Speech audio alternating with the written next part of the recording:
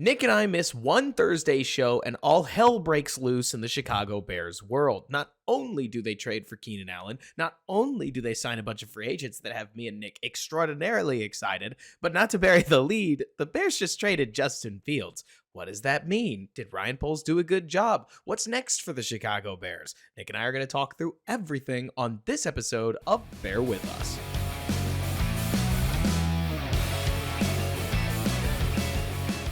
What's going on, everybody, and welcome back to Bear With Us, a Chicago Bears podcast hosted by yours truly, Robert Schmitz, editor-in-chief of the Bears blog, right here alongside Nick Whalen, my co-host from Football Guys, and we are trying to build the best, most analytical, and entertaining Bears podcast on the internet. And Nick, what a doozy of a day. I want to just quote you on something that you said right before we started recording this. This is a sad day. I mean, it's a day that while there might be a little bit of bittersweet because there's a lot to be excited about that we will talk through, we can't start on anything other than Fields as the great quarterback debate of the 2024 offseason kind of came to a sudden end yesterday. Of all the days for Ryan Poles to trade Justin Fields, did you think it would happen on Saturday afternoon on March 16th? No, it felt like a sputter. Didn't it really? It was just like everything, and it was just like, oh, like it almost didn't seem real because I think we knew that was going to happen. We talked about it. That was the most likely outcome. But for a conditional six that could turn into a fourth, it just, it was just, it caught me off guard. And I knew it because I was with my family, celebrating my birthday early. And I got it. I got like 5 texts from 5 different people. And I'm like, what is going? We were playing a board game, and I was like, "Oh, okay." So the only thing I think I can just say is it's sad. It's sad that this was Justin's career in Chicago. That's not what we really thought it was going to be. Even if he's not a superstar, I don't think traded for a sixth is right. I feel bad for Fields. He doesn't get guaranteed a starting job, and I mean, the only thing I'm happy about is I'm happy that the hopefully the toxicity of Bears Twitter is done. That's the thing, right?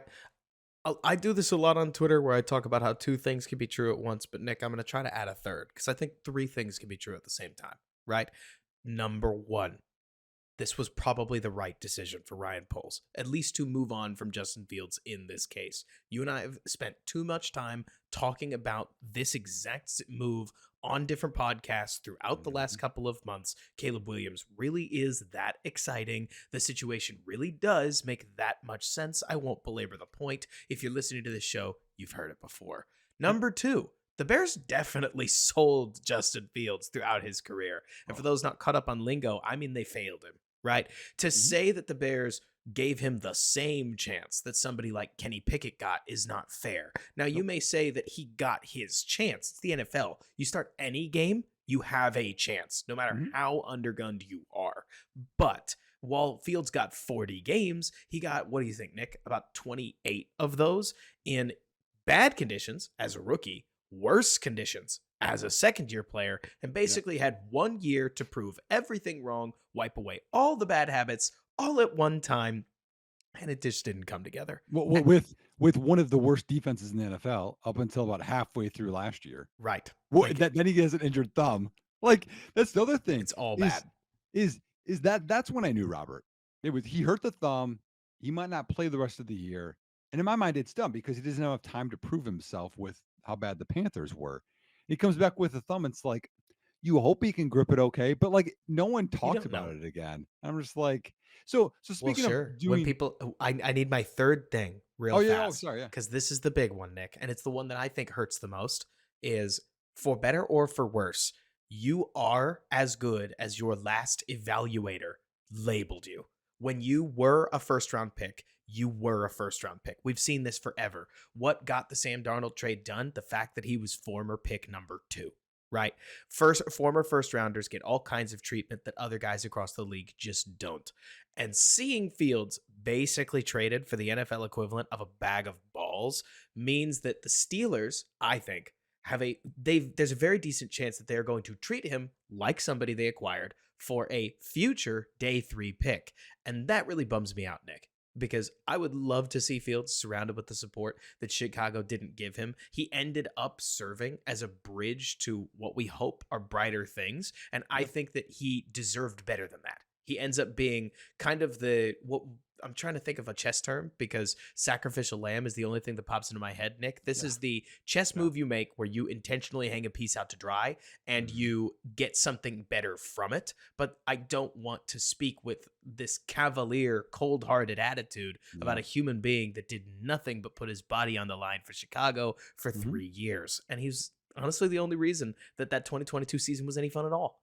And Yeah. so, Well, I mean, he would essentially have to have been a superstar for Chicago to win games. I mean, like when you because I had posted a big post mid-year last year of like quarterbacks records when your defense gives up 30 or more points. Like nobody's good except for Patrick Mahomes. So like he would have to be Mahomes for Chicago to have a winning record in 2022, 2021.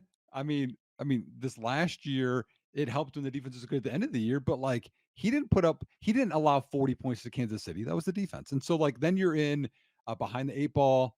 And I mean, I don't think the O line was good either. I do have a question though for you. mhm, Okay, with this.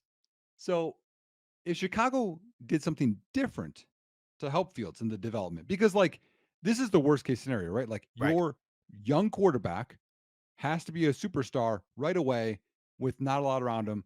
Good luck. Like you just don't do it that way, right? I mean, we saw Bryce Young last year. Unless you're the So Patriots. yeah. So yeah. So if someone did something different in Chicago, what would you have done differently to actually support and make it better for him? So I personally, Nick, think that now granted, I've talked about this years ago, right?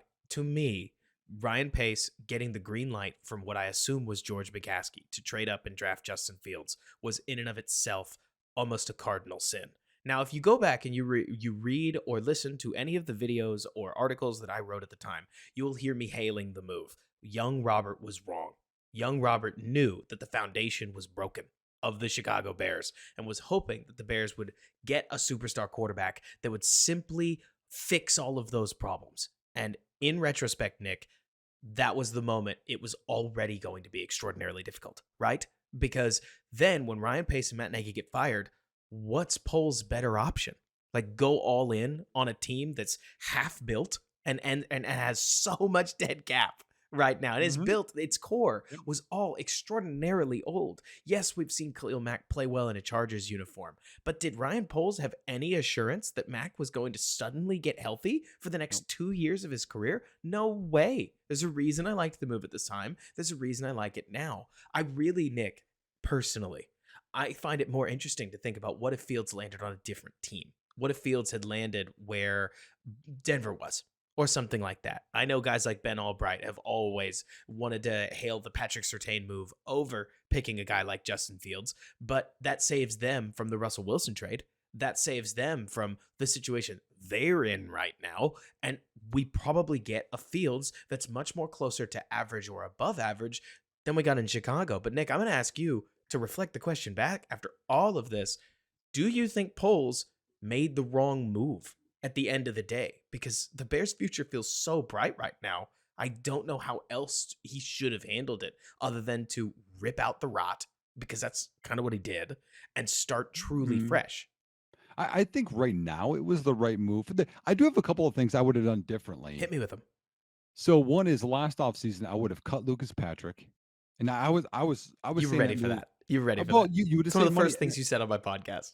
Yep, and then I would have signed Ethan Posick because he was the best center that's out there. That would have stabilized the middle of the line, which we know it's an issue for Justin. It was apparent at Ohio State. The interior pressure is an issue for him. Outside pressure isn't because he's athletic, but the interior is a mess for him. Would have loved that move. So that's one. The other one I can think of is this is just coaching. Like, start the 2023 season with the 2022 plan. And we had talked about this endlessly. Like, use his legs more and don't make him become Andy Dalton when he's not Andy Dalton. Like, make it fit him. And it wasn't. And we saw that to begin the year. And so those are the two big ones. You could debate, and I know Bears Twitter is going to be big on this one, the George Pickens pick over Jaquan Brisker. Although I don't know. I just don't know in terms of the character that it fits Chicago, but it gives them at least a weapon instead of, Velus Jones Jr. So like Those would be like the only 3 things I could see, but as you were saying, Chicago had a bare cupboard of, valuable assets that it could spend at the time of a complete teardown and rebuild, that it's tough to see a quarterback just like people talk about, look, Patrick Mahomes. Patrick Mahomes has the best coach arguably ever, one of the best coaches arguably ever, and Travis Kelce. Tyreek Hill. Like he had things around it. It's like, wow, how did a young guy develop? Like you can see all this all the time and how Yep. that matters, which we'll get to later in the podcast, by the way. But Chicago didn't have that. You had Allen Robinson that quit on the team. You had the offensive line that was 32nd in true pass sets last year, 2022. It's just Despicable. like he set up to fail. And that's to me, that's the real core here, right? It's like I don't want to retract because I don't think you have to, right? Any of the critiques or criticisms that we've had of Fields over the years, there's just no doubt in my mind that he didn't get the development platform that many did. Could he have been better? Sure. Might he have been better? We can't really say that. We can hope he would have been, but we don't know. For Is instance, Nick, he yeah, is he a top 32 quarterback in the NFL? I mean, In he's in your eyes, in he's your eyes. absolutely a top 30. I mean, he's a top 10 athlete. I think it depends on offenses because with Right, Shanahan timing offenses, I right. think guys want people that can specifically attack that RPO glance slant, right? Mhm. But I mean, I personally think that if you put him in a Ryan Tannehill esque offense, we've talked about this before, like a play action, let it fly offense, that yeah, he could easily be a top 32 pick or a top 32 quarterback in the NFL. Yep. It's just you might have to fit him into a scheme a little more than some guys. Yeah. I mean, right now, I mean, and one of my biggest things is his confidence is blown. I think that's one thing you have That to too. build up. You have to build up his confidence. You have to, I think, you can't give him a terrible O line and Darnell Mooney and expect him to thrive. And I think if you do that, build his confidence, I think that you have a top 20 quarterback moving forward. It's possible. But If you can I get don't him think to that, pull the trigger, absolutely. There yeah. were there were so many moments where I think Justin could have fit a ball or at least created a 50-50 opportunity. Like, let me use Mm, a silly example. If you follow me on Twitter, you've probably noticed a couple of the times I've posted about Caleb Williams. You'll get more of that here soon. We'll get there eventually. But one of the things, Nick, that I find really interesting that Caleb does is over the middle, Caleb doesn't it's not that he doesn't want to throw tight windows. It's that against teams like Notre Dame, etc., where he thought he had to throw tight windows, he was willing to. And against teams like Stanford, he didn't feel like it because he didn't think it was necessary. But along the sidelines, Nick, when you see a receiver run a slot fade and get stacked with the DB right on him, he'll just throw it anyways. And he'll loft the ball high up in the air and tell the receiver, hey, settle underneath the ball and go win it for me. And the receivers do. Like we could talk about how it's placement, but there's an element of playing quarterback that sometimes you have to, you've heard it before, everybody, give your receiver a chance. And I don't know if it was playing with Marquise Goodwin and Jameer Bird that made Justin Fields believe that there's no point to giving these guys a chance. I couldn't tell you what's going on in his head because we haven't had the chance to ask him, Nick. But I do think a little more of that would go a long way with a guy like Justin Fields, where, hey, if you win a 50-50 ball, 45 yards downfield, 50% of the time, that's a 22.5 yard average. And Justin's got the precision to put it on the right shoulder. mhm. So there's some of that like you're talking about is just coaching, making sure the player's pointed in the right direction. It's a funny conversation, Nick, because there is part of me that understands what Luke Getzey was trying to do. This idea of if we run you too much, you're going to get the snot kicked out of you. And I don't know how we're going to get you through 17 games. So let's get you in the pocket. Let's let you throw from the pocket like you did at Ohio State. And if we can win there, we can definitely win with the stuff at the edges too. But Right. like you're talking about, you would hope, I hate saying this, that you would have figured out this wasn't really working in camp and pivoted. Because if you really thought in week one, like, okay, let me ask you this, Nick.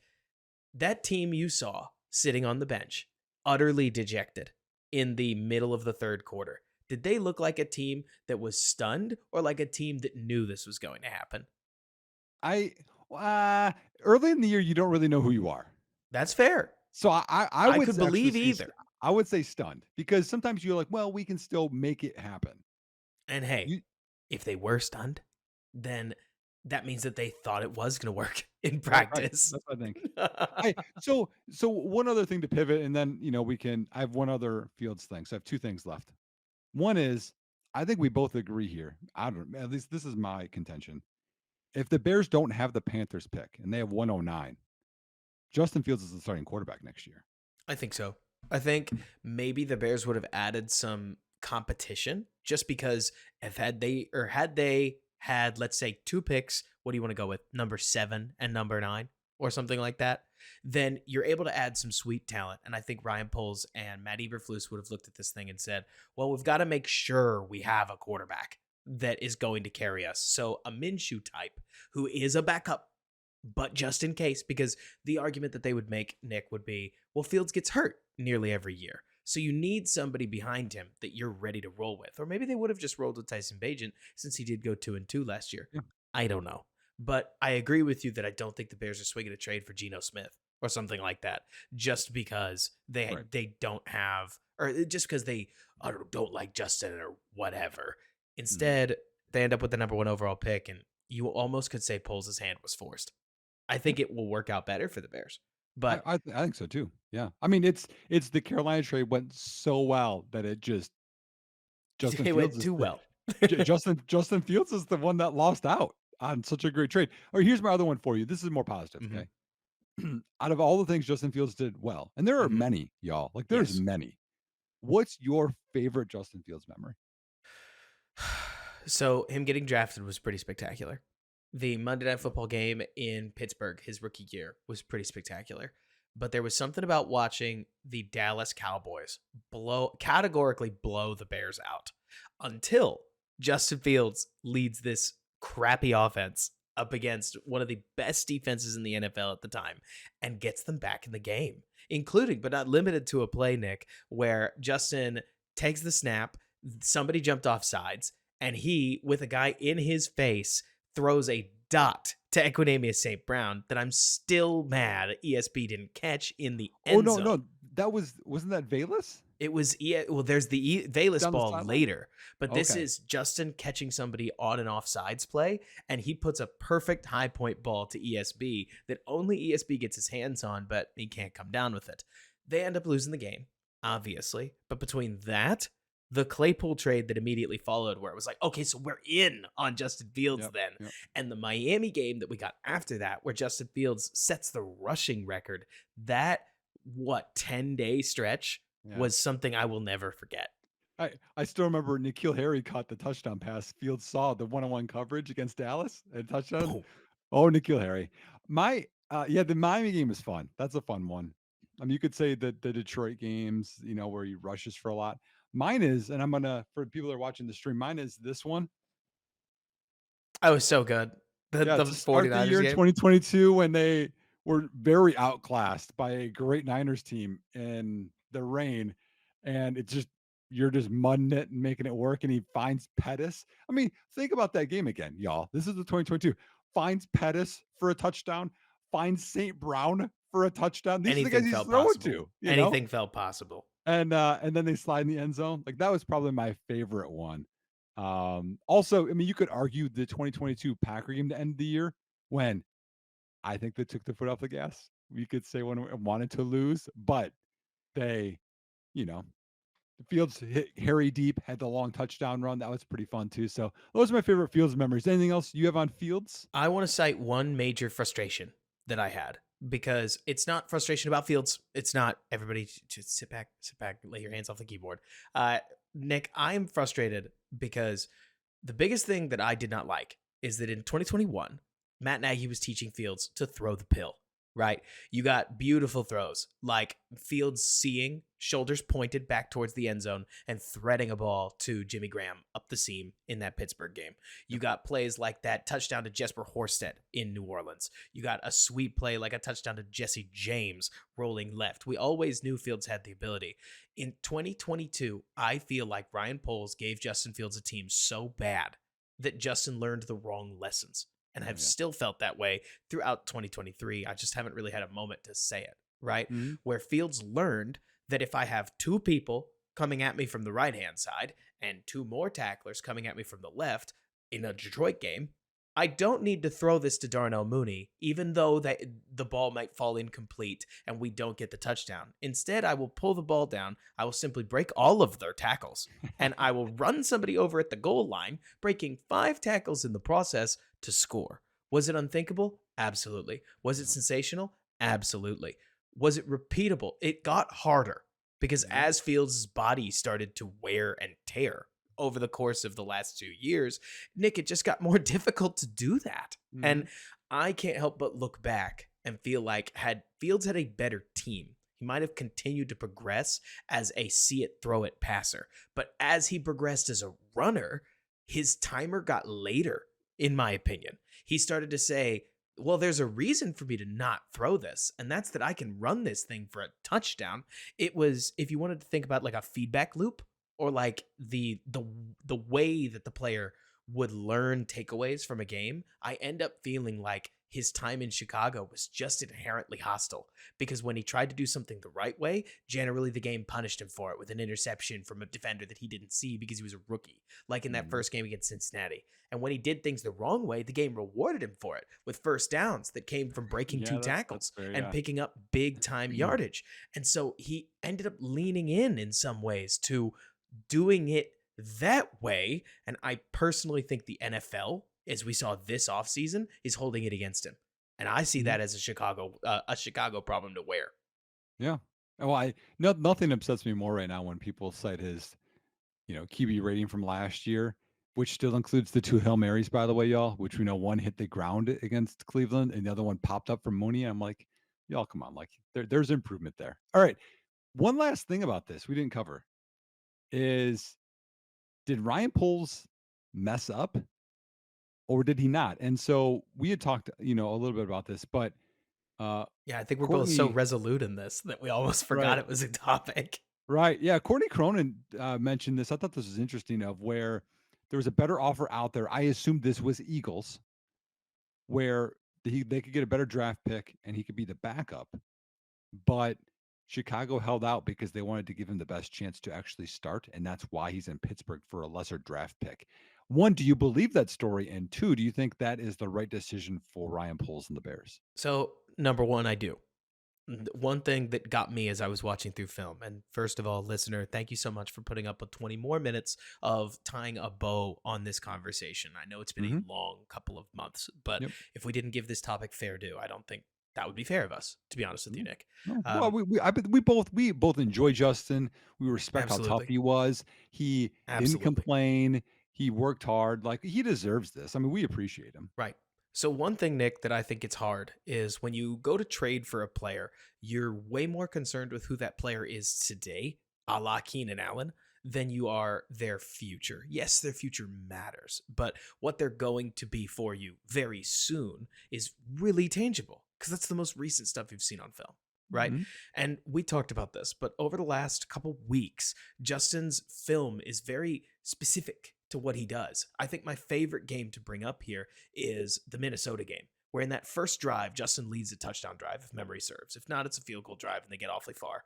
And on that drive, there's a whole bunch of Justin looks at the throw to the flat, it's open, doesn't throw to the flat, rolls out, finds a better play. And that's great. But there's going to be a coach that looks at that, Nick, and goes, Yeah. "Oh, I don't know about that. Yep. Maybe I could get that fixed. And if I could get that fixed, we would really have something. But if I don't get that fixed, you're going to fire me. So Mhm. maybe Mhm. we go with this." And I can't help thinking, Nick, that I say all that, not to dunk on Justin, but to say, me believing that there was somebody out there that did offer a second round pick that Courtney's not implying, I don't know. I don't know if that ever happened. And the Yeah. moment that you get to the point where people are saying, well, we'll take him as a developmental backup, we'll make him the Buffalo Mitch Trubisky, we'll make him the Geno Smith for Seattle forever, Marcus Mariota's. and Yep. that they're willing to offer you a fourth round pick, well, I feel like you'd be paying a fourth round pick to functionally end Justin's career. And so Yeah. the moment that it costs you a lot, like it costs you going from a day 3 pick now that might be pretty decent, maybe a fourth or a fifth rounder, to a future day 3 pick that will be worse on the value chart, but you did right by Justin, the locker room loves this guy. You Yeah. can't screw him. And he's a good dude.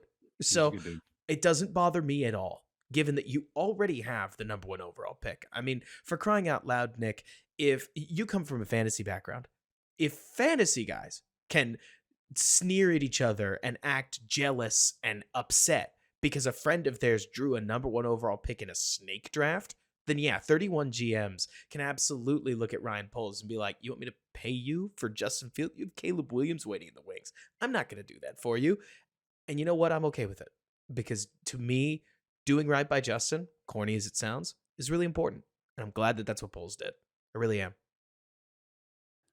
Yeah, sorry, I'm having some camera issues here, but I agree. The other part too is you give him a chance to start, and he's out of the conference, which is another part of it too. Where I think if you actually do respect him, you maybe don't want to play him. The interesting thing with and we don't have to put a lot of time into this, but the interesting thing about Pittsburgh is Arthur Smith's offense is a lot of play action and throw over the middle of the field, Mm-hmm. which both Justin and Russell Wilson struggle with. They throw a lot Right. more to the outside. So we're going to see a little oil and water here. We're going to see how it works out. So okay, let's pivot. Okay, the Bears trade for Keenan Allen, Yeah. and Okay. I'm gonna be honest. Okay, you talked about Saturday afternoon. This happens. Okay, I'm not going to get the details. I was not having a good day on Thursday. So I'm on the couch. It's late at night, right? All of a sudden I get the notifications. And by the way, I had like, Schefter and Ian Rappaport. I have them like their alerts. So like anytime it Oh, happens, yeah. I get the ding. And I get the Glazer, what did he call it? The scoopage. I was like, oh boy. So I tweeted quick and then I called my dad because my dad's, I mean, we're all Bears fans. Of I'm like, course. Dad, you got to hear this at 9:30 at night. He's retired. He's got time. So I told him, and I was beaming because y'all, I know you think of Keenan Allen and maybe in fantasy or maybe in whatever else. Dude, he's better than you think. Like he is a great wide receiver. I know he's going to be 32, but he is like this reminds me, Robert, and you could go back, I think what 10 years, 12 years ago to when the Bears trade for Brandon Marshall. Like this is like that impact of a move for me. Oh, it's sweet. Not to mention, Nick, to me, it creates diversity in the receiver room that I think somebody like Caleb Williams needs because at least, okay, so envision the yin and the yang, right? Or the yin and the yang. You've the obvious implication here being that they they serve different things, but they complete the whole picture, right? With Caleb Williams, you have one phase of his game that needs work and one phase of his game that he is electric at and might immediately hit the league and truly be top 10 in. The one that needs work is his play within structure, which I think he's passable in, but could get better there. Would you agree with Right. that? Right. Yeah, I agree. It's not a problem. It's a problem compared to how good he is at being creative, is the best way I'd put it. Or you can feel a disparity. And then as a creative thrower, he's one of his own, or he's in a category of his own. But that's not to say I'm truly one of one. It's just like compared to college guys, you don't see this kind of thing consistently. DJ Moore is an athletic superstar that wins at every level of the field. He's an absolute yak monster. He is a perfect fit for what Caleb is today. Agree or disagree? Sorry, I'm getting a lot of issues over here. I agree though. He's very good after the reception. Yes, he is. And Not as good as DJ Moore, but good. to be clear, I'm saying I think DJ Moore is a perfect fit for who Caleb is today. Yes or no? Oh yes, DJ. Sorry, I was thinking Caleb. I Yes. think Keenan Allen is the receiver that develops Caleb Williams into the superstar Chicago wants him to be. Mhm. Because Keenan Allen's game, if you're going to play along with him and maximize him, is exactly what Caleb needs work in. And to me, at least, having a player that Caleb Williams, 22 years old, probably has used in Madden before, in the huddle with him, saying, "Hey, bud, I've been playing this game for 11 years. Right. Here's exactly what's going to happen. They're going to roll out a cover two defense. We've seen it all over their tape. I'm going to hit this mark. I'm going to curl out to my left, and you're going to hit me with the ball." And then Caleb's going to do it. And then in years, here's the way I put it to a friend of mine, Nick, in the 2026 Super Bowl DVD, they're going to have a cutaway with Caleb Williams, and he's going to say, people have always asked me about my biggest influence in the NFL, and it's Keenan Allen because there were all kinds of things that I thought I could do coming out of college. But Keenan really taught me to play NFL football and to play with the timing and the pace that you need to succeed in this game. And I don't Mhm. know where I'd be without Keenan Allen, but I'm so thankful that I got to play with him. I I mean, know that sounds like storytelling, Nick, but to no, me, that's the gravity I see this trade with. like, so, I mean, my honest take is I think Keenan Allen might lead the Bears in receiving yards last year more than DJ Moore because they're very different. Keenan Allen's going to be the safety blanket. He's going to be, he can win against man, he can win against zone. His route running, y'all, and how you describe it, you have to tell a story with route running. You create space, you settle down. It's about intelligence, it's about changing speeds. Think of Keenan Allen as like the Greg Maddox, right? Great with placement, great with changing speeds, fools people, gets in people's heads. That's what he does. He's been so good for so long. I have a bunch of stats, which I'll get to it, but I think DJ Moore is more of your, you'll get bigger chunk plays, Hmm. but Keenan's going to be third downs. He's going to be moving the chains. He's going to take advantage of matchup issues. Think of Devonta Adams when they put him in the slotting in Green Bay. Devontae's It wasn't perfect. fair. That's this. That's exactly what this is. And so when you have that guy who can go up to Caleb, like, hey, listen, when this guy is here in apex, okay, I'm gonna attack his outside and widen him, and I'll go right inside of him, and then you hit me on the slant. Like he'll work that part of it with him and develop his NFL game, while DJ can be doing the dig behind, the post behind, the big whatever behind, because he's got more explosiveness. Like it is such a great combination. And the other part too is Keenan's not a small guy, y'all. No, You think of like, oh, he's like a nice like little slot guy. He's 6'2". Like he's not a little he guy. plays on the And so, outside. right, and he can Yes, he's play done a lot outside. of he's done damage in the slot forever. Don't get me Mhm, wrong, mhm. but Waldron wouldn't have signed off on taking Keenan Allen, who Waldron, somebody that loves to motion guys from the outside to the slot and the slot back to the outside. He wouldn't have picked up Allen if he didn't think he could play in 12 personnel. And if you're going to play in 12 personnel, you have to be able to play on the outside. This is a really, to me, Nick, this builds you a complete 12 personnel package. Maybe you'd love to add one more guy so that you feel better about 11 personnel, but that's what I think the third round receiver that the Bears are going to draft. I think that's what that's for, but that's a conversation we're just going to have to put a pin in and Well, come back to. talk about developing guys. This is exactly the kind of guy you want. You Gosh, already have DJ Moore to give help out me Tyler Scott and Bayless Jones. Give me Keon Coleman so that he can get mentored by Keenan Allen on everything that Keenan is. Like Yep. that's a there are some of these guys that we could talk about where I'll tell you what, Nick, if the Bears do get a chance to draft a young receiver, having somebody like Keon or Keenan Allen, and then DJ Moore's helpful too, but I would worry that DJ Moore would be kind of like getting hockey tips from Wayne Gretzky, where he'd be like, I don't know what you mean. You should just see him. You should Yeah, just see that yeah, pass, yeah, where DJ would say, I don't know, you just run a dig. What's so hard about this? Not yeah. that DJ can't teach, but the DJ is so athletic that He is. it comes a little easier for him. Yep. Whereas Keenan seems like everything is methodical. Mhm. He lost the step to beat somebody truly deep without us any moves probably 2 to 3 years ago. That's what makes this move so interesting. Is Mhm. Keenan's game right now is entirely unreliant on athleticism outside of the physicality that I don't think he's going to lose because of his natural size, which Mm. that helps him up at route stems. I really like this, and I will tell you one thing, Nick. So I hope we can start mixing more like getting excited in. There's one play I have in my mind. So it's the most basic air raid play you've ever thought of, right? Ooh, all right, here we go. Double slants. Basic as it gets, where you have one guy widened out and one guy in the slot. Now that guy in the slot is Keenan Allen. And if he's not open, then theoretically, you will have the linebacker and maybe a nickel corner pinch Keenan Allen and push you out to DJ Moore. And Yep. if you hit DJ Moore in space because they pinched in on Keenan On a Allen, slant? you might score. Yeah. Like I know that sounds aggressive, but DJ Moore the yak threat one on one with a single high safety is a matchup I am Mhm. salivating over and one that I'm just gonna say it.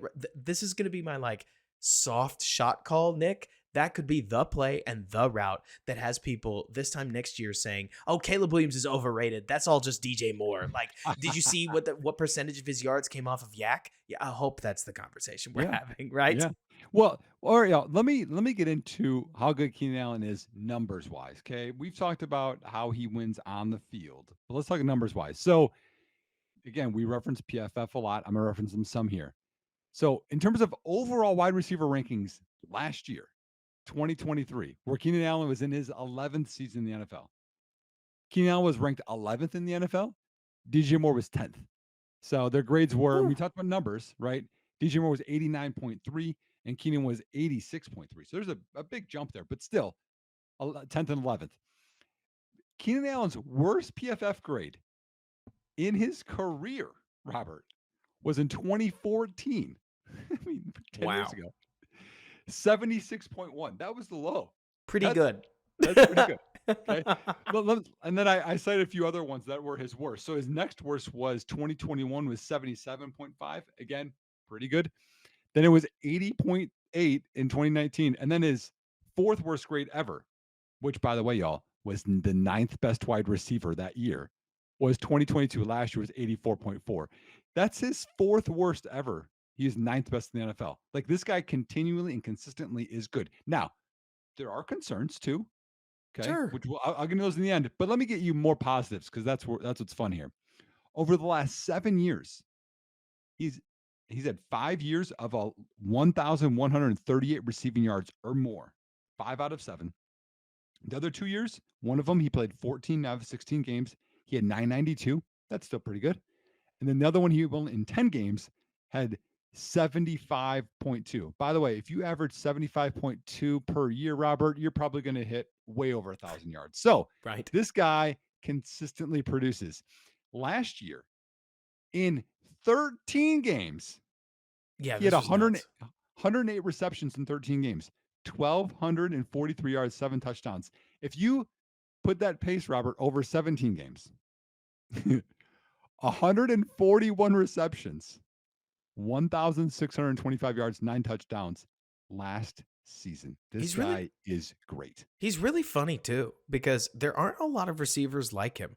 He at one point, Bears fan, had 20 targets in a game. And that wasn't while that was his season high, and it's the most I've ever seen a Bears receiver targeted. Even Allen Robinson in some of the most heavy targeted games that he had only had 16 targets comparatively. And then you look further down Keenan's season and he has not only a 20 target game but an 18 target game too, Nick.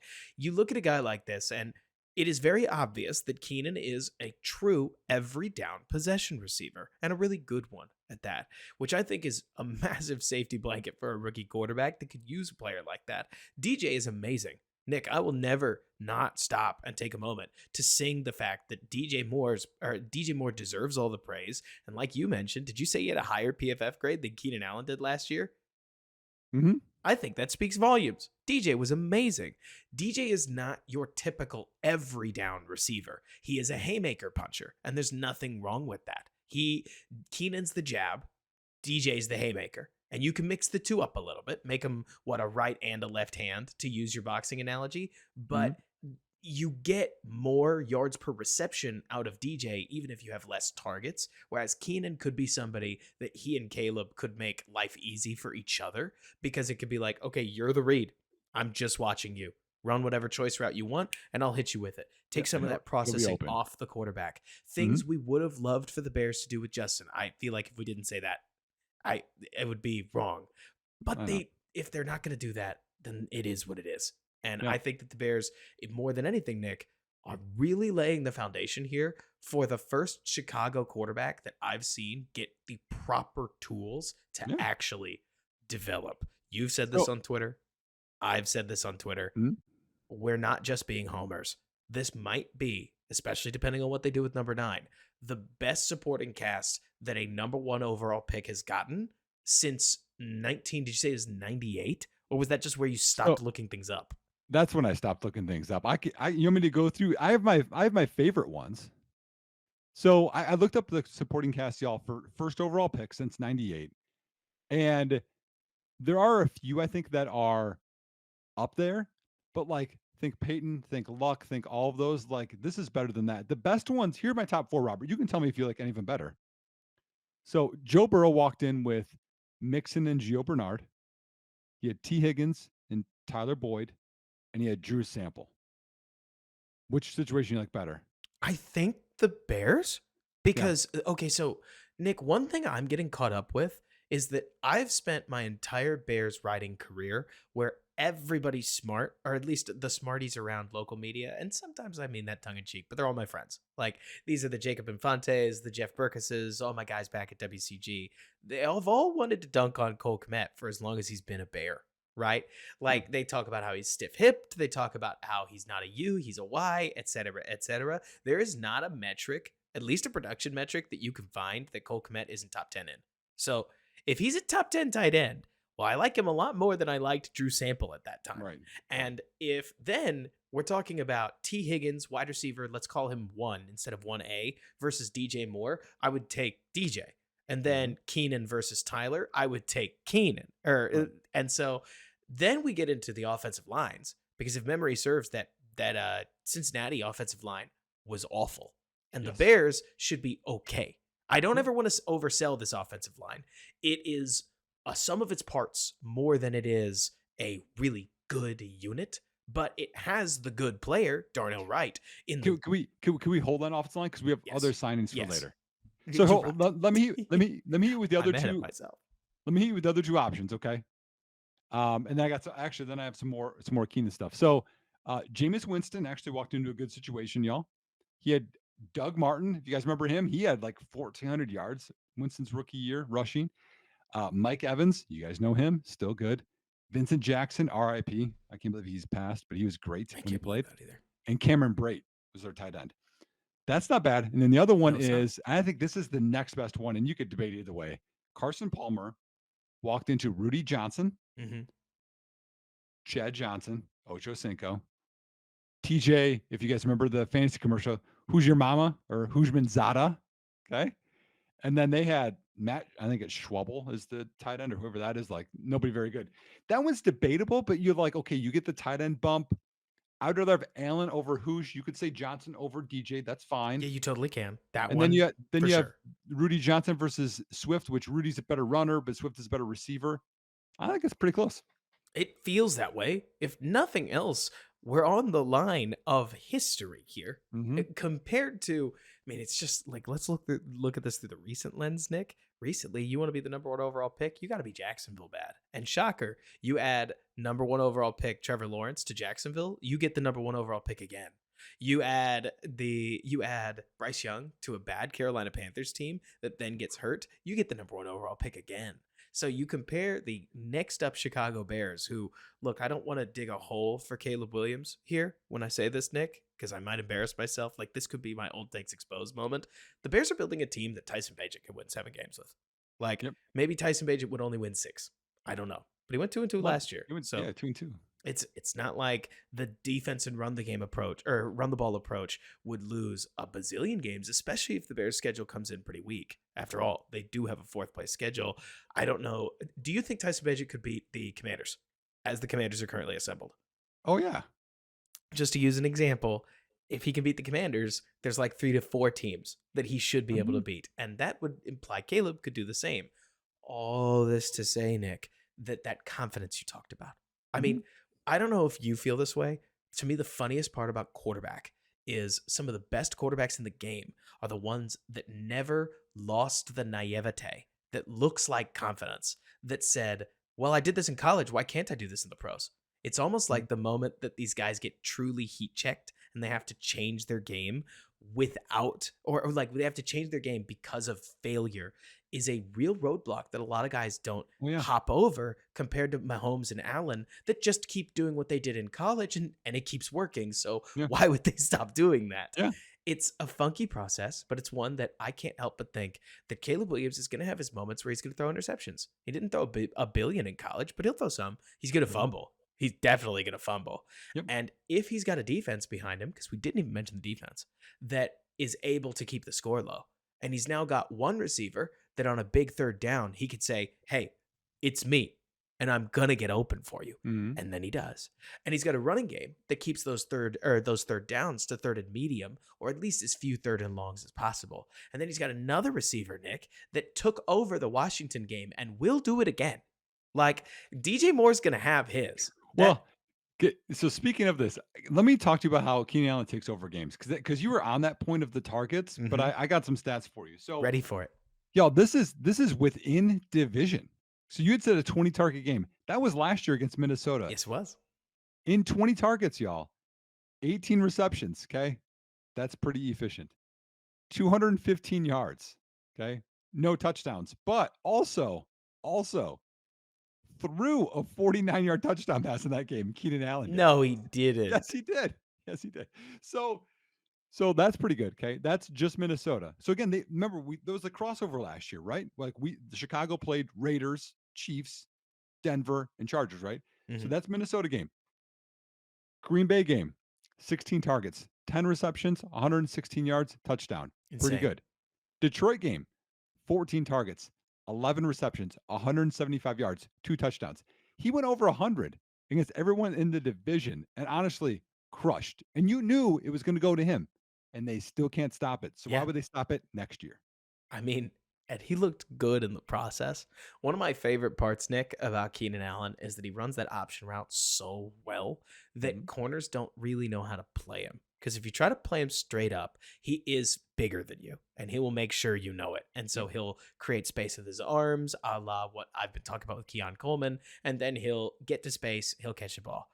But then the moment that you start shading him inside or you don't get physical with him, he'll just take off and gain 2 steps on you, despite the fact that you're faster than him because you played inside leverage. He hits you with a head fake that froze you, and he's gone. And you have to pull yourself out of your shoes from 0 and try to get up to 60 while he's puttering at 50, right? Like you may be able to go 0 to 60.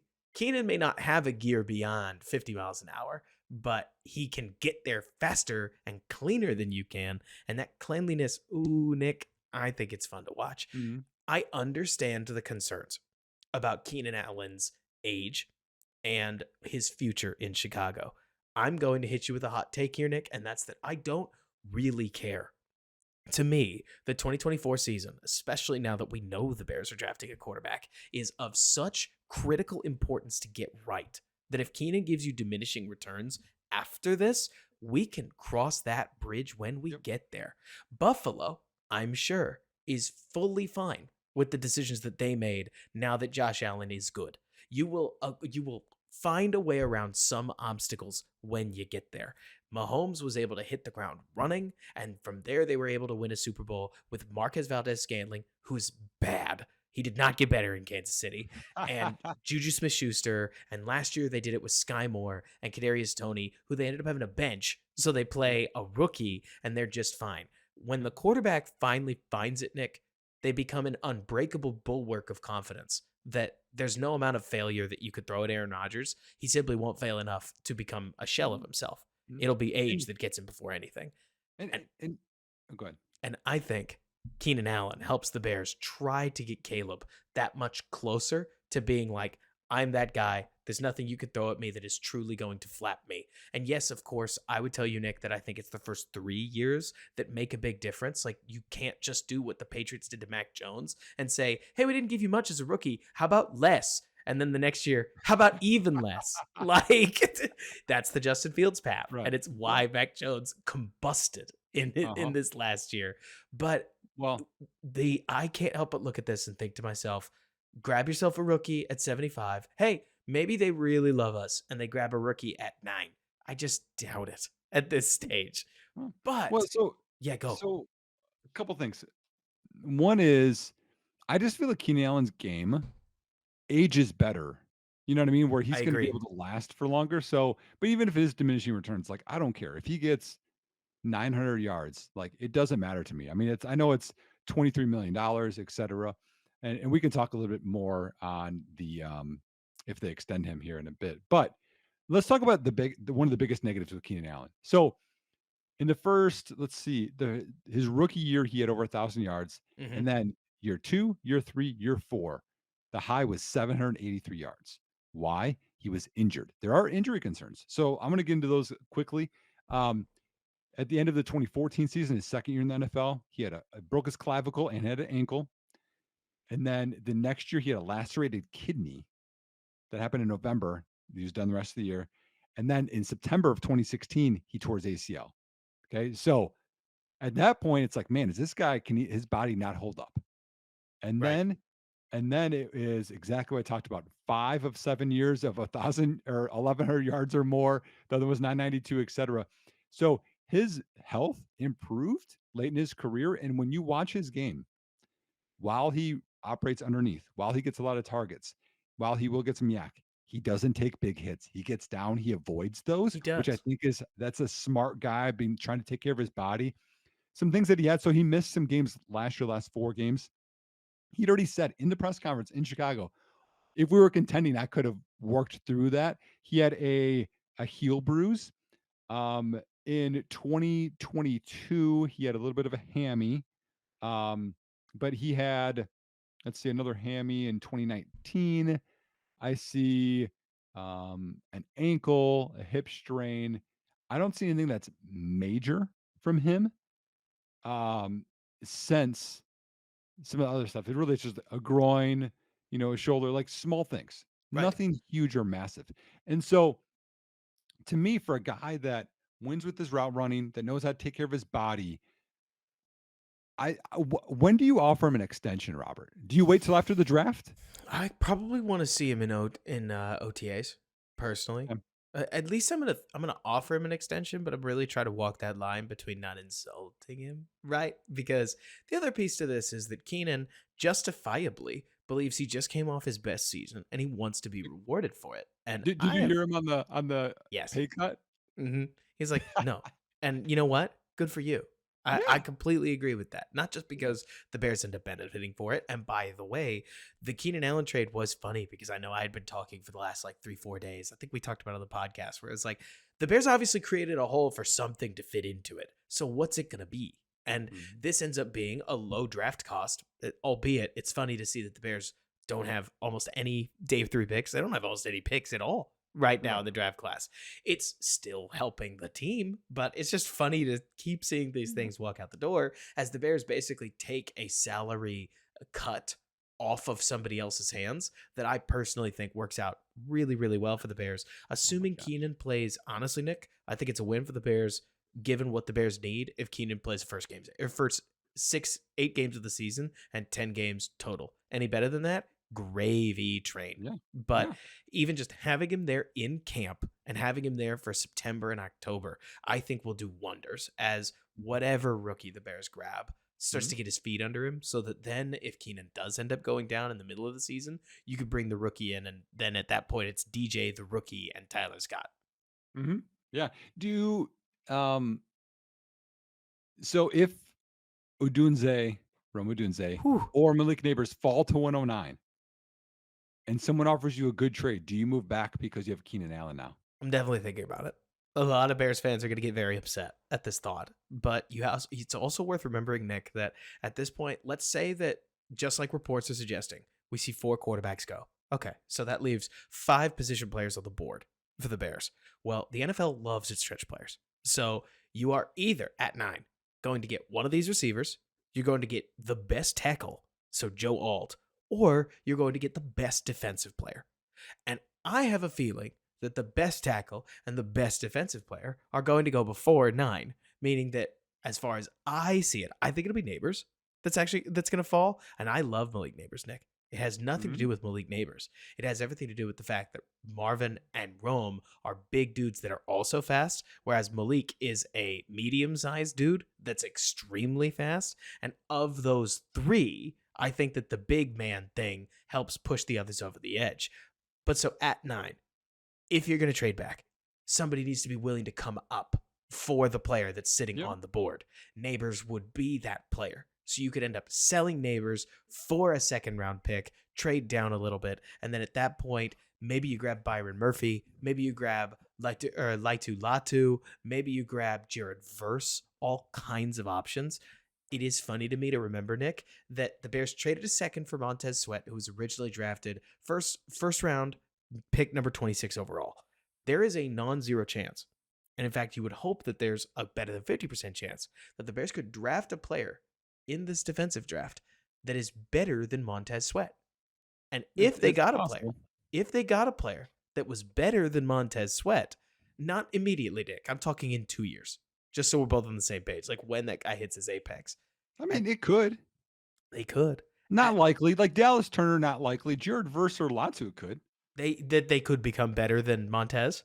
in year one, yeah, because they're more finished products. I I'm think. saying next year. So Yeah, either, when I say better than Montez Sweatnick, I don't mean 2024. I mean as they yeah, improve, yeah. I'm just right? saying it could though, because Hey, because they could. because here's what people like. I like Montez Sweat. Montez Sweat is a high floor player.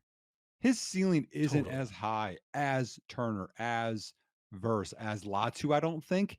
Although I don't know if Latu's going to reach it. But like, yeah, that's definitely possible. But hold on, Robert. Okay. Let's take this back. Okay. You want to go back to the receiver at 9. Yes, because here's why. What you got? Mac Jones didn't work because he didn't have receivers. Justin Fields didn't work because he didn't have receivers. Why play that game? If he's there, you take him because that's your future. Because DJ Moore has what 1 year left on his deal too. I think so. Yeah, Don't I play. mean, It's a deep receiver class. Don't get me wrong, but I'm not. I don't think that Jared Verse plus Ricky Pearsall is worth more to me than Malik Neighbors is. you're never going to catch me, Nick, trying to tell you that I am not going to be happy taking the receiver. I'm absolutely going to be happy taking the receiver. The value thing from a deep receiver class, it at least makes sense, especially if the Bears do want to trade down. Because say what you will, Nick, last year, I think Ricky Pearsall's a second rounder.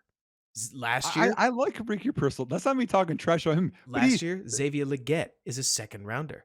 And there's this year, levels to this though, Robert. I think you could get Leggett at 75. I mean, Malik Neighbors can be a superstar. Xavier Leggett yes, is you not can. going to be a superstar. He's not going to be a superstar. That's why you'd extend DJ Moore and Yeah, but potentially but extend if Keenan you Allen. if you get superstars around your quarterback, the odds of him being elite are way higher. Right. It's the idea of, do I want to be, I can't think of what team it would be. Like, do I want to be the 2018 Bears or do I want to be the Cincinnati Bengals? Right. Yeah, And you're saying, I want to be the Bengals, dadgummit. And that's there's it. That's nothing it. wrong with that. I mean, if the Bears want to draft a guy in Malik Neighbors, who I think is more similar to Jamar Chase than a lot of people are realizing, then go for it. I'm never gonna say no. I just am trying to prepare. I think, Nick, I'm trying to prepare myself and everybody else for a team that is run by an offensive lineman and a defensive head coach saying, well, we're going to play defense and we're going to run the ball. I know. And But because that's not me hating. It's I actually know. an okay strategy, especially if you got this Bears defensive line to cook with some grease, Nick, like if Jared Verse ends up becoming a dog while Montez Sweat is also really good, God forbid Gervon Dexter takes even the smallest of step forwards in run defense, then what is this Bears defensive line? Pretty dang solid. And if Yeah. you're shutting down the run and you're collecting turnovers because your secondary is kind of fire and your Mhm. defensive line is creating pressure, I'm never going to compare anybody to the 2018 Bears defense. And this isn't that. But for a rookie quarterback, there is no best friend quite like the opponent only scoring 17 points. At that point, the game is very different than Justin Fields having to fend off 30. So I just wouldn't be surprised if that's what the Bears are going to do. And Well, I'm let rallying me to it because I don't know if there's a wrong answer. Is that fair? no. At number 9, I don't really know if there's a wrong answer. Well, no, I don't think so. So, because, and this is the good thing. Well, first off, one thing that I have pounded the table for all off season is surround your young quarterback with weapons, and they Yes. did that. So that is so.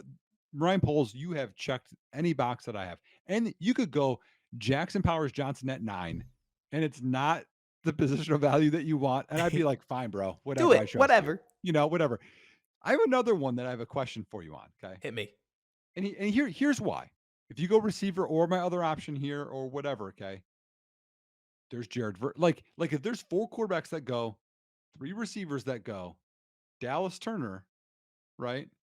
Let's see, is that right? 4, 4, 3. Yeah. So then it'd be alt. But let's say Turner is there. Okay. Somebody's totally trading for alt, by the way. That's a great trade back potential Yeah. if it ends Yeah. up being Potentially. alt at 9. So what if the Bears drafted Brock Bowers? I mean, it's interesting. At 9, though, Yeah. not to go full Matt Eberflus. At 5 with Roquan Smith. I know, But but you know what he is? He's a weapon.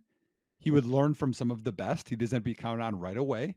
And you had another dynamic to your team that is not because you got your receivers. At that point, you would extend Allen, I would think maybe 2 years and see W- what you can milk out of him until he's 34. Where you're gonna get me, Nick, because you have asked me so many times over the last 4 months, like different window dressings to get me to say yes to Brock Bowers. If you went back from 9 to 15, and I think Brock Bowers should be there, I really do. Because I Maybe. think that when you look through the teams that are in that range, I don't know how many of them are craving this generational tight end unique weapon, especially in the wake of Kyle Pitts, which matters, I think, more than people are letting on, Nick. People are going to He look at this and they're going to say, well, the last team to try this, he had 1,000 yards as a rookie. and you would know this because you come from a fantasy world. All Yeah. kinds of other coaches, though, are going to look at this sideways and say, yeah, but I mean, he's a receiver. He's not really a blocker and he's not really a Mhm. tight end. And they're going to consider him kind of, here and there. If at 15, you got your hands on Brock Bowers, I'm thinking about it. Okay. Like at that point, let's say Verse got taken at 14. So he came right before us, right? Sure. So at this point, I'm between Latu, who admittedly I really like because he's a I like him sick too. pass rusher that can I like kick him too. inside, total monster. Uh, Yep. but He's if a you he's a technician, y'all. He's not an athletic freak. He's not a huge size, arm length freak. He's a technician. He think of Dwight Freeney, undersized, well, not that undersized, but undersized-ish guy who really gets it done. Can I give you another, not Brock Bowers? You trade back, okay? Brian Thomas Nope. Nope. What if you trade back, okay? The DNs are gone. So your plan's gone, okay? You could you up in could smoke. you could reach, yeah, you're kind of like, would you dare go Quinyon Mitchell? I personally wouldn't. I love him. I love him so much. But I mean, for crying out loud, has Terrion Arnold been drafted at this point?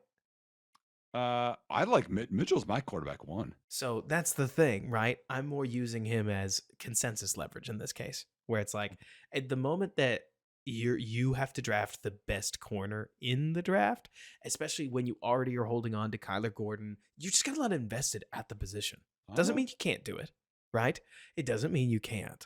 But to me, Nick, it would be kind of like saying, what if the Bears drafted? I'm trying to think of honestly, there is no position on the Bears that is Well, too rich to add a it'd good be player. well, to me, it's kind of left tackle-ish. You have a young guy you like, maybe you don't love, and you don't think the It's a ROI good is there. It's kind comparison. of similar. It's a good comparison. I Yep. think once you get there, the interesting part becomes okay, so Nick, I understand I'm cheating, but let's do the math a little bit, right? If you're sitting at 15 ish, right, and you have lost out on all three defensive ends, you've lost out on Mhm. all three receivers, you've probably seen three tackles get drafted, and then four quarterbacks got drafted, and then there has to be a shot that you might get Byron Murphy there at 15 and he could be really Is sick. is that who you'd go with? Do you think that would be a bad ROI? I don't think it would be bad. Do you think it'd be bad? I think at that point you have to figure out what you're going to do with Dexter. But I also Right. don't think that taking shots at finding that three technique is a problem in the wake of Aaron Donald. In my opinion, so Jacob Infante, friend of the pod, made a comparison to Grady Jarrett. And I'm not going to pretend I've watched enough Murphy to have some psycho opinion of him myself. Texas played him at the nose, so projecting him up to the three technique position is definitely a bit of a jump, and we don't know exactly what Yeah. that would look like. But if you did get a Grady Jarrett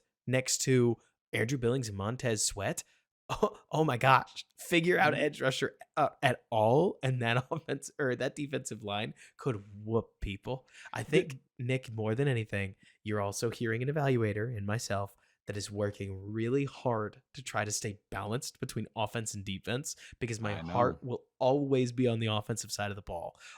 Our head coach is a defensive head coach, and I don't want to get caught saying bad pick, Floose, after months of podcasting when you and I both know he's saying, okay, we reset the heart of our offense. How about the heart of our defense? And Ryan Yeah. goes, no, come on, come on. We got We to surround our guy with we weapons. And he we goes, we've been doing this. We've that's invested the money and the picks. Here's another one though. If you went offense, I know people are like, "Man, we need a D end." I'm with you. I get it. And you go down in the draft, you start going round 2, round 3, even if you trade it back. There's not as many guys that I love. There's some that I don't mind. There's still some free agents out here, Robert, that I kinda wanna bring up. Well, can I we wouldn't talk? be. I, Should we save that for interior offensive line or oh, after interior offensive line? oh, I forgot. The Bears signed guys. We got to get to that. And Hold they're on. Here, important here, guys. here. Can I do the? Well, we're here. I'm gonna do it now. Okay. There are free agents out there. Like if you went Malik Neighbors, you're like, hey, we don't have a D end. You can still sign a guy Bears fans loved and Chase Young and Jadavion Clowney, who Is has he a still high there? floor. I thought Yeah, he he's still. visited places They both visited Carolina, but Carolina went with with um, Wanham. Wanham and another guy they signed. I feel And like, okay, I think Chase Young visited the Saints too, but I don't think they signed him. this is not a Panthers podcast. Let me look. I I'll look right think I hate what the Panthers and the Jags have done this season or this offseason. I mean, look, Nick, this could all blow up in our do face. you just hate expansion teams, Robert? Is that what this is? No, I think for as Texans are much, next. no, the Texans done great because the I Texans know. have spent money at all at a whole bunch of positions and players that I think are going to generate a lot of ROI.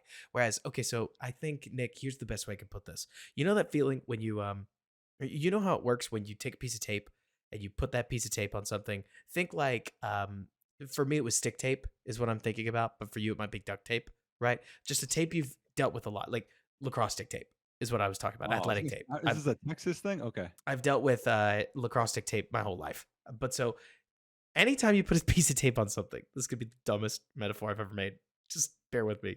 Uh, and then you take the piece of tape off, Nick, and then you reapply it.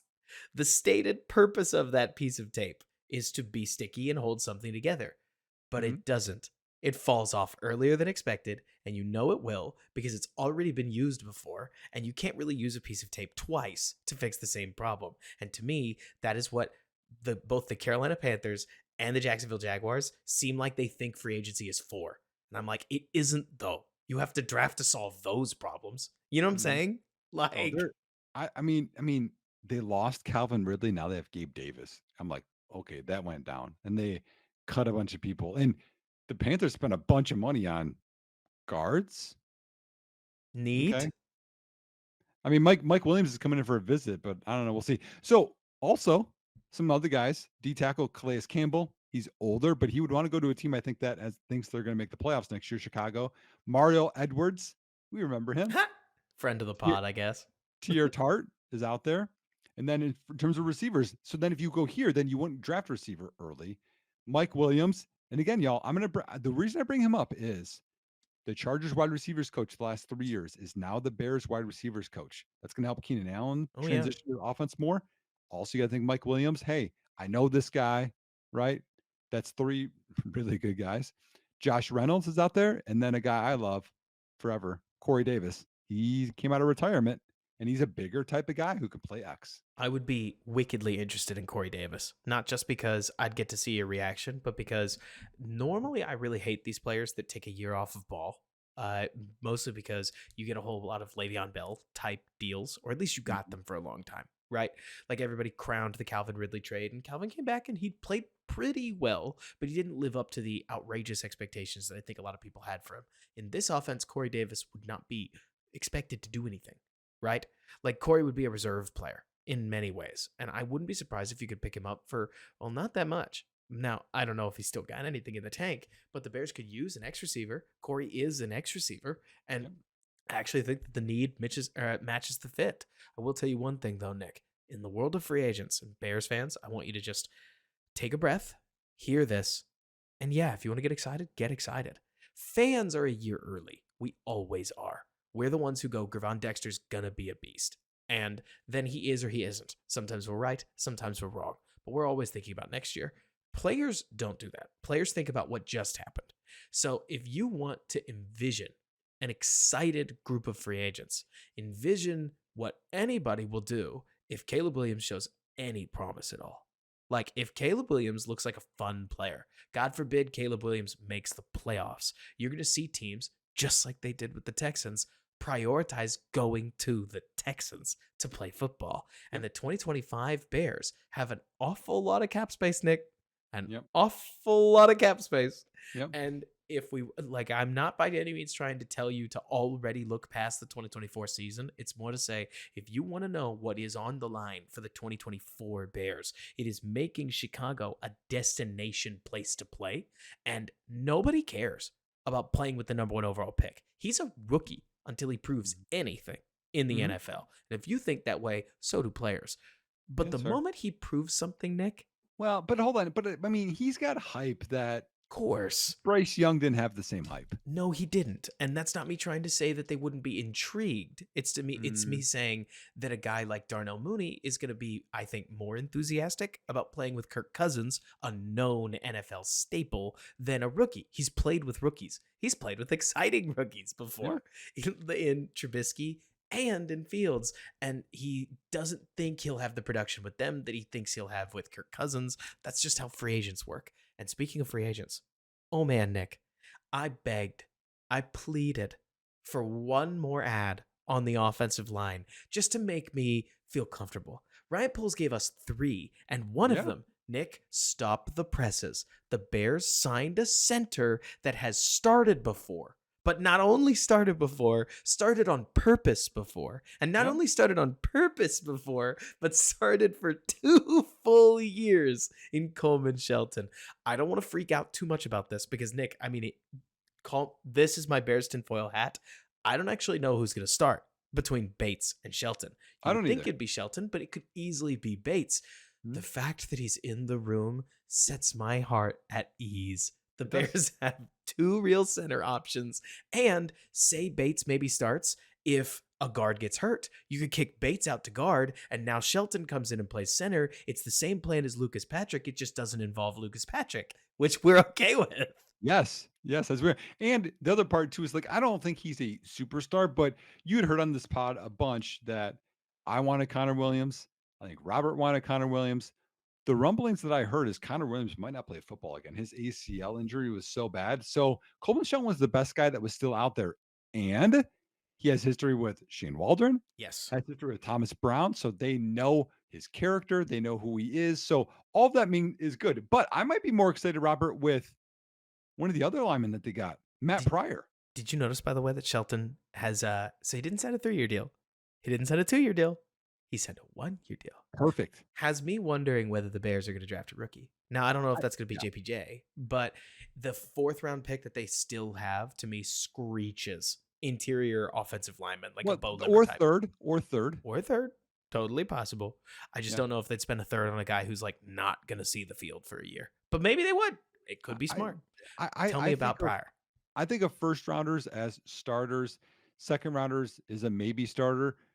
Third, fourth is a developmental. You might try to transition to a starter at some point, and then the rest is special teams. That's how I view the draft. I get that. I like that. I think of it as first starter, second, probably a starter, third round, role player, whatever that means to you. And then fourth rounder, you Yeah. start to get into your developmental special teams territory. We're Right. lining up in the same place, but Right. I see those top 90 picks as somebody. Let me use an example. You have Keenan Allen, you have DJ Moore. Wide receiver 3 is a perfect role player role that I would expect a pick number 75 to play. It's Malachi Corley. also what we thought Valus Jones was going to be, and part of Yep. why Valus Jones was such a disappointment. I'm just Yep. saying. Yep. But Yep. like you're saying, All right. keep going. Matt We got to Pryor. pivot back, man. I was pumped about Matt Pryor. Then you went back center on me. So Matt Pryor, y'all, okay, played for the Colts. So I think there's some ties there with Flus. 6'7", 332.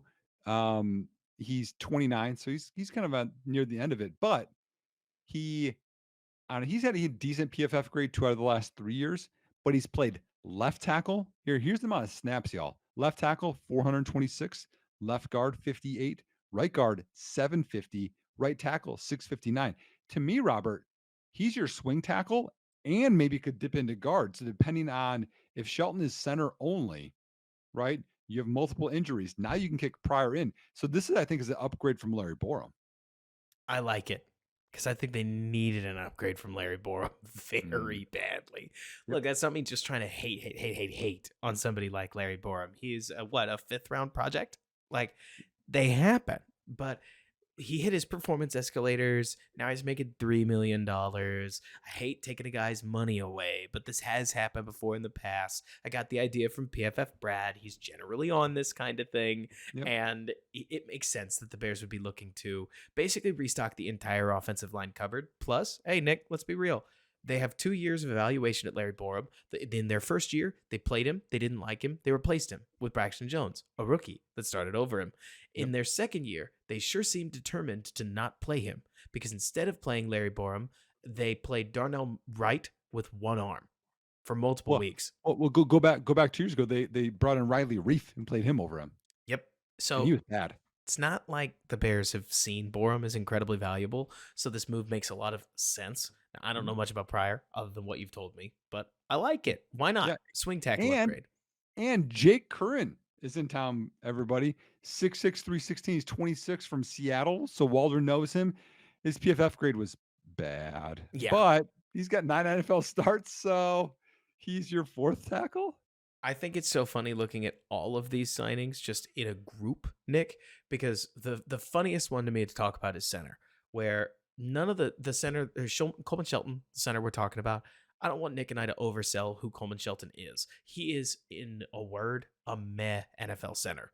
The Yep. funny part about the Bears is that they've been so bad at center that going from really bad to meh or mid or fine or average ish or whatever other words you want to say, Nick, is debatably just as much of an upgrade as going from meh or middle ish to elite. Like taking a gaping hole and closing it is a major value to this Bears team. And you mentioned this, it's totally true. Caleb Williams, as good as he is in the pocket, you don't need him getting get pressured the way that his USC offensive line tested him. Yes. It's interesting evaluation film. Mhm. Don't do that to this kid in the NFL. And I Well, think these moves are a nice way to try to get there. what this also says is you bring in 3 offensive linemen around what you've already done with Ryan Bates, with other guys you already had. They might not even draft an offensive lineman. They And might. now you're not desperate to do it, which is the whole point of this thing, is to make sure that we talked about this.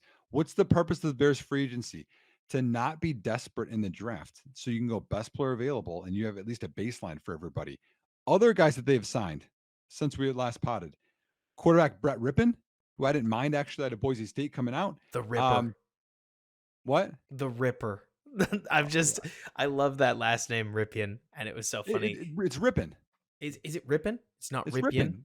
Yeah, no, it's Well, Rippon. well, His you his, would his know. uncle won a Super Bowl, man. They're both. He's a UDFA too, former UDFA, right? Yeah, yeah, Boise So that, State. you gotta think that Ripon and Bajan are kind of gonna look at each other and be like, "You? Yeah, yeah, you, right?" Just because has he won a game? Has Ripon won an NFL game? I'm gonna look it up. Brett Rippon has started games. I know that. I know he started games. I just Oh, don't know if let he's me look won now. any. While Let me you look. look it up, I'll stall. This is a running thing on the podcast where every time somebody brings up Bajent, I always just I am always taken aback by the story of Tyson. What? What you got? He is 2-2 as a starter. So we got two and two UDFAs. How about that, man? 6'2", 202 from Spokane, Washington. Spokane, Washington, man. His uncle is Mark Rippon, who I just said, yeah, won a Super Bowl with Washington. That's sweet. That's sweet. Who else we got? All right. Amen. Ogbongabiga, Amen to linebacker. that. Hey, I tried, man. 6', 231, but he's gonna be a special teamer. That's why they brought in, I think, to replace Dylan Cole. Mm-hmm. Also signed, we mentioned him earlier in the podcast. Dante Pettis is back, Hilarious. which I don't know if that's going to be your punt returner if you don't have Trent Taylor back. Maybe. It And wouldn't last but surprise me if he's just brought in for camp. Not yeah, because like he knows anybody, but because they kind of just need a body on the roster. They got 90 guys to fill right yeah. now, but Well, we'll what see if if he you don't makes go it. receiver in the draft? Exactly. You know. And then last one they just signed is Jake Martin or Jacob Martin. I have a little more stats on him because I didn't know much. 6'2", 236. He's small as a D end. He ran a 4.5, 940. If he was a linebacker, his RAS is 8.3, but at D end, I don't know what it is. PFF grade last year was 62.1 on 192 snaps. That's not terrible. No, it's not. Pass rusher, his grade was 71.5. Run defender was 79.7. So he might be your situational pass rusher. Could be. If you don't And get anybody. or maybe it's a reflection of Matt Eberflus starting to prioritize pass rush over the over explicit run defense from his defensive ends. We don't Yeah, know because yeah. It wouldn't surprise me. Like, okay, so Nick, one thing that's kind of been talked about, and yeah, I know it's weird to be bringing a topic this big up in the hour 20-minute mark. So maybe I'll find my way to bring it up on a future pod too. But it should be noted that the Justin Fields trade is a marker and a signal of something that Nick, you and I have already known, and I think the whole Bears populace has already known, and that's that Ryan Poles and Matt Eberflus are treating this offseason like it is going to define their entire football life. Like whatever they do with pick number 1 and pick number 9 and this free agency. And then what happens in the 2024 season is the what would you call it? Like this is the turning point, and whichever way it turns will be determined by this next season. So if let's say Matt Eberflus Nick is getting one more defender, like that's what he gets. He gets one more defender at the top of the first round, and then his Mhm. defense is set. Well, then this one's got to be the one. So is he sure he needs another run stuffing edge that can also rush the passer like Jared Verse, or does he think he needs that 3 tech like Byron Murphy, Johnny Yeah. Nelson, or Johnny Newton, or maybe this opens the door to a Latu type. I don't want to take too much from a bargain bin free agency signing, but if the Bears are prioritizing that designated pass rusher or that pass rush catalyst, well, Latu makes a lot more sense there to me than somebody like Verse does. I don't know how you feel about that. This is assuming Turner is out of the picture Yeah. because he could easily end up drafted above there. I don't want to take too much from a move because that is way too much. But it is interesting, I think, Nick, to look at this offseason through the lens of this is the legacy moment. This is Yeah. the moment where every Bears fan is going to look back and say, I remember when. So what do they do from here? Because these are Mhm. a really important collection of Yeah. whatever happens in the next 40 days or so. Yeah. I mean, what they did in free agency is they supported a young quarterback. They supported small little things within the defense, plus Kevin Byard. And the Bears are going to win games next year, y'all. Like, that's this part. We've already talked about this. No matter, I always said, whatever Ryan Poles decides, I'm good with because I trust him. But it's exciting what is happening for Chicago. Like we talked about, a rookie quarterback is going to have the best situation ever. Now we have a backup center or starting center with a better backup than we've ever had. You have Darnell Wright, who's going to get better. Braxton Jones should maybe improve. Nate Davis, y'all. Listen, I am going to go to bat for Nate Davis. Yes. His PFF grades 3 years in a row before Chicago was like 17, 19, and 25th. That's where he ranked among all guards Yep. in the NFL. That Yep. means he'd be the top guard on almost every team in the NFL. Okay. And then in Chicago last year, he was like 53rd or something. Okay. Tanked. He had a personal issue, which we know about now, and he had a high ankle sprain. He's gonna bounce back. He bounces back. Tevin Jenkins has been a top 15 guard 2 years in a row.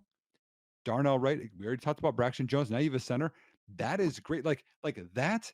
Swift, your quarterback, Keenan Allen, Gerald Everett, a defense that was Ooh. flowing already. Maybe you add a D tackle, a D end. You got Byard back there, who's better than Eddie Jackson. You have Jonathan Owens, who is better than Eddie Jackson. You got Johnson back. Seriously, I mean, seriously. playoffs are within grasp. We're I'm gonna not I'm not reaching. I don't think I'm projecting. They are good next year. you're committing a cardinal sin, and I don't know if there's any other option, Nick, Nope. because you can't predict a rookie is going to be successful. The moment you start predicting a rookie is going to be successful, more often than not, you set your own prediction up for failure. Agree? Because normally that's the case. There's not a Normally. lot of other choices here. Like the Bears are too good almost. I mean, granted, it's paper. It's March 17th is when you and I are recording this. So we haven't looked at any injuries. Like for all we know, and I hate saying this, so you're going to hear me knock on wood right now. For all we know, DJ Moore doesn't end up taking a snap in the 2024 season, and it completely changes the outlook of what does or doesn't happen. For all we know, the Bears draft Byron Murphy, and Byron Murphy's a stud, but Montez Sweat battles a shoulder dislocation starting around week 3, and he's never the same. And the Bears are just undergeared at defensive end, a position that you can't really just trade for somebody in the middle of the season. At least not somebody who's going to do that. I guess they did, so maybe you could. Anyways, all this to say, Nick, we don't know what the future's going to hold, but like you're talking about, the team that they have the opportunity to build, and seems like they're building, like the confirmed signings we have. lay the foundation and they lay the groundwork for an incredibly exciting 2024 season. Mhm. And if I could just heat check some people really fast, and if you're an hour 24 minutes into this podcast, it's probably not you, but don't over expect from a rookie. That I have seen a little bit of Caleb Williams had better do blank or else. And it's like he is a rookie quarterback. Mhm. If some things spiral out of control, they might. And who knows? Maybe it'll be sign of bad times. Maybe, or I wouldn't be surprised if there's going to be a lot of fun mixed with some serious rookie moments. Nick, it would be shocking to me if Caleb Williams doesn't lose the Bears at least a game next year, Yeah. like But by but himself. But he doesn't have to be Superman. And he That's the doesn't. thing. It's so different, y'all. Like we talked about, they were kind of ball control defense, and they Yes. won a bunch of games to end the year. The Bears should have made the playoffs last year. If we're just being real about Yep. it, now you add in another top 10 pick, you add Keenan Allen, you have in Kevin Byard, you add in more depth, which good Mm-hmm. teams, that's what happens. Now you're adding that depth. You look at Philly. That's all they're doing right now. Is they're so deep Mm-hmm. everywhere. And The Chicago's doing that, and now we're going to be ready to roll. And Nick, one more quick set of rapid fire questions. Okay. So, Justin Fields, obviously a major part of his game was scrambling outside of the pocket, bursting forward, picking up key first downs, right? Yes. Yeah. Yeah. Yeah. Yep. How many first downs per game on average do you think that the Bears lost rushing the ball when Tyson Bagent was playing? Because he did a lot of that too. They lost a few. I would say probably two or three. Probably two or three, right? Yep. Wait, hang on. How many first downs per game on the ground do you think Justin Fields is picking up if they lost two or three? Him running? Yeah. I would say probably I'd go four. So then does two or three mean that they went down to 2-1 with Tyson Yeah. Bagent? Yeah. Yeah. I can't help but look at Caleb Williams. This is the greater point I'm trying to make. He's gonna run, guys.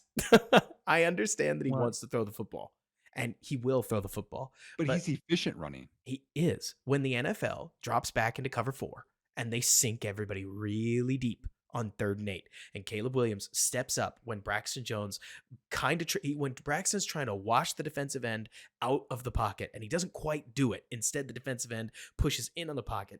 Caleb takes that big stride forward and Tevin Jenkins dumps his man into the center and that big old hole opens up to the left. Can't you see it in your mind, Nick? And Yeah. Caleb scoots out the side of the pocket and he looks downfield and he looks downfield and he bolts forward and he slides at about the 12-yard mark. That's going to happen a couple times because Caleb isn't slow either. I don't want him to be a dual threat quarterback, but as a scrambler, especially at the NFL level, he's got nothing to prove. Go make the smart play. And it won't shock me, Nick, if that's going to be a part of his offense, the same way we've seen it with Mahomes, the same way we've seen it with Josh Allen. You know what I mean? Aaron Rodgers too. So Mm-hmm.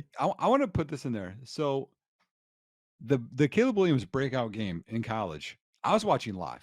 Oh, I, the I was Texas I game? wasn't I was I wasn't there, but I was watching it because I follow It's college Red football. River, So bro. I'm like Like, I'm like, yeah, it's a big game. I'm like, okay, Spencer Rattler, like, man, he's struggling a bit here. Like, I don't know what's gonna happen. And they made a change up, and I was like, oh man, like who's this kid? Right. Like I didn't know the recruits, right? So I'm watching it and he's doing okay. And then he had the run. Okay. Like, and if you guys go back and watch the game, you'll know the run where it's like an option play. And then he cuts back and he runs like 60 yards for a touchdown. I was like, oh. And then the rest of that game, he's getting some dots. I'm like, who is this guy? Right. And then we know who he is. Then he transferred to USC. Then he wins the Heisman. Like, I've, since that game, I was like, I like that guy. Like, that guy can ball. Right. And now he's going to be in Chicago. Yeah, he's going to run, Robert. And what he does, he runs efficiently because he has that Aaron Rodgers like where he can toy with defensive fronts yes. where it's annoying where you can't quite get to him. I mean, they're going to sack him, but he gets away with way more than he should. And then he runs when it's a lane, not because I have no other options. He does it efficiently. So, yeah, dude, he's going to I don't think we should say, "Hey, he's gonna be 4,000 yards next year and this or that," but Chicago is gonna be in way more games and way more games in 2024 than 2023. Yeah, I got snake bit by both my Fields yardage projections and my Love yardage projections. And the funny part is that okay, so this is just one of those like reflect on your own work moments, Nick, where it's like we hit a lot of what Fields was going to be, and we were right about it. We just weren't right enough for the to reflect the numbers we picked out. And Yeah. I thought I nailed a lot of the Love stuff about how his receivers were gonna like really struggle, especially in the early half of the season. And massive kudos to LaFleur and everything that they did in Green Bay. You can say what you will about it being easy. The receivers stepped up. Like those rookie receivers got on board really fast. And I want to Yep. give them all the flowers that they earned for that. In Caleb's case, let's leave yardage at the door.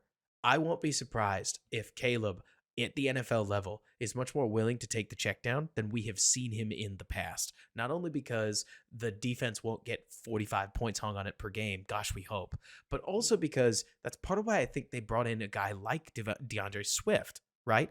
Is, hey, Caleb, look, part of the NFL game sometimes is just dumping the ball off. So just dump the ball off. Hmm. Just get rid of it. It doesn't have to be you every time. And I know you want to hit a home run, but bro, it's 2nd and 8. You have no idea the kinds of plays that can come from. My favorite example was Trevor Siemian dumping the ball off to Darrington Evans, who sheds one tackle, weaves up the field, and breaks off a 35-yard chunk play. And Yep. Just Fields even commented on it after the game in 2022, saying, "I that did not cross my mind." Like, and he wasn't kidding. Just that, No, hey, look, sometimes just hitting your check down in rhythm. Gerald Everett too, man. That's what he Mhm. does. He's a yak monster. He's a yak monster. Dude runs like he thinks he's 220. I Like, know. it's all this to say that the Caleb Williams that we can hope for is the best version of Caleb Williams. I do believe the Caleb Williams will get is a Caleb Williams with a small lid on him, which is not a problem because while you will miss out on some exciting plays, you will try to keep in about 12 disaster plays that don't happen over the course of the season. I mean, Nick, I'm sure you've seen it.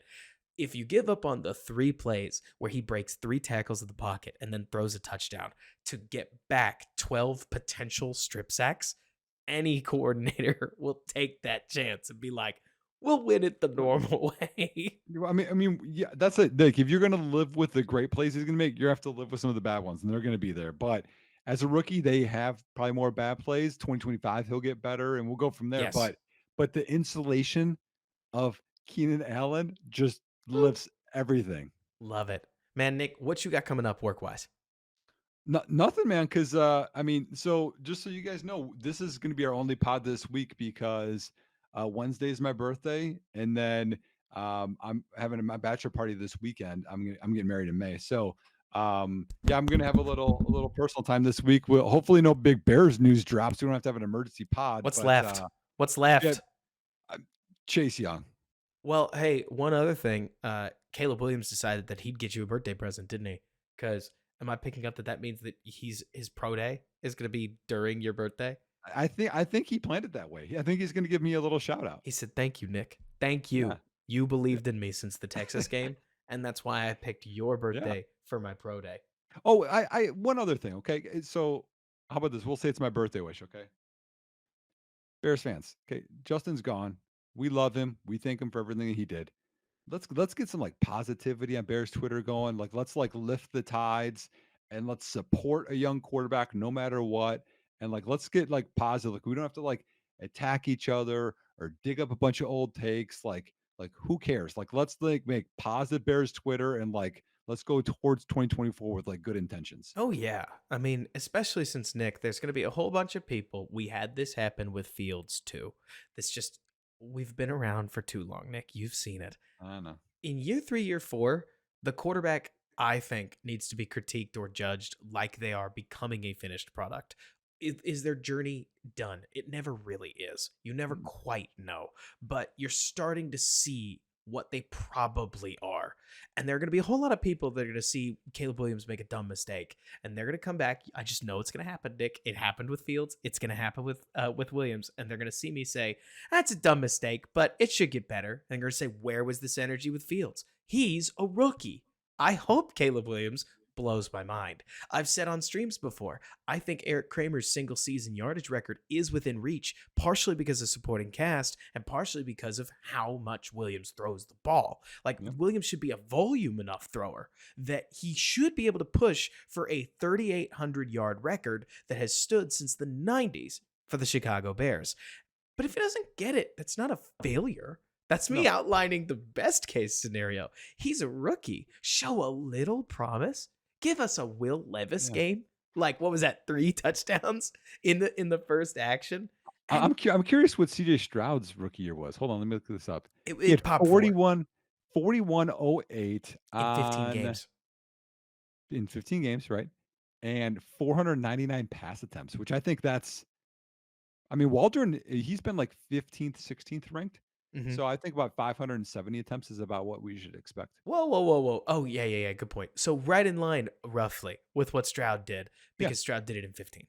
Yep. And it won't surprise me if that's where we get. It also won't surprise me if Williams is going to throw 30% screens. And it won't surprise me if Williams Oh, picks up a ton of yardage off screens throwing to DJ Moore, because that's what I would do, man. Are you kidding don't me? scare us with the screen talk again. Come on, No, no, man. no, no, no, no. I need that. I need that Caleb Williams like whip arm screen to DJ Moore, where DJ then breaks a tackle, rips up the field for another 35 yards, and then runs it into the end zone, but gets called back, and because he stepped out of the line, like that whole thing. Inject that into my veins, man. Like, That was a touchdown. if not for cool factor alone, thankfully, Nick, I do think it evened out. Look, this is the late part of the podcast, and you get it. I still don't think kicking the pylon ought to be a touchdown. So the Denver one, which was sicker, got to stand compared to the That's Washington fair. one where they took a touchdown away. So it evened out over the course of a Mhm. season. What? Oh, hey, y'all. So one thing that will help the pod grow. If you're following right now on YouTube, click the thumbs up. Right, that's the Yes. like. That'll help the algorithm. Subscribe. Same thing on Apple. iTunes, everything. Spotify. Just subscribe. Review. But also let us know, like what do you guys want from us? How we can improve it? Because this is as much your podcast as much ours, because this is about the Bears and what you guys want to hear. So Yes. just let us know. Absolutely. Thank you guys so much. Keep an eye out for Caleb Williams, Keenan Allen, Coleman Shelton, all kinds of breakdowns, not just coming on Tuesday, but probably throughout Twitter, or probably throughout the Twitter week, because I don't know, Nick, I kind of feel like we could finally breathe. There was a time there where you couldn't talk about how good DJ Moore is without somebody saying, yeah, but who's throwing him the ball? And, I and then know. you'd try to talk about the defense and you'd say, huh, the defense won a game? Who won that game? Like, and Mhm. it felt like all roads led back to the quarterback conversation. And I wish Justin the best. Yep. But it is awfully nice to be able to turn the page, admittedly. It is. Anyways, thank you guys so much for listening. You're welcome for the double album. But jokes aside, thanks so much for hanging out with us. Bear down. Thanks so much for bearing with us.